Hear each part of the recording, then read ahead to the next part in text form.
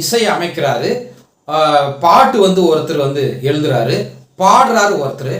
இந்த கிரெடிட்டெல்லாம் வந்து அவர் வந்து டியூன் போட்டார் இல்லையா, அதுக்கு தான் வந்துன்னு சொல்றாரு.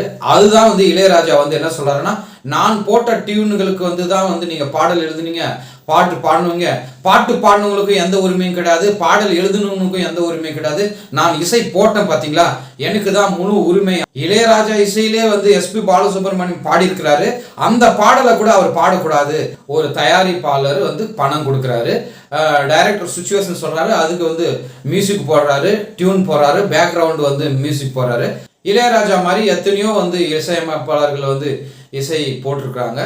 இப்போ ஒரு ஒப்பந்தம் போடணும் புதுசா, இனிமேல் யார் வந்து படங்கள் வந்து இசையமைச்சாலும் அந்த தயாரிப்பாளருக்கு தான் சொந்தம் அப்படின்ற வந்து, ஏன்னா அவர் தானே பணம் போடுறாரு. 2 பேர் வந்து சமாதானமா வந்து ஒரு ஒப்பந்தம் செய்யணும். இதுக்கு அப்பதான் வந்து ஒரு முடிவு கிடைக்கும்.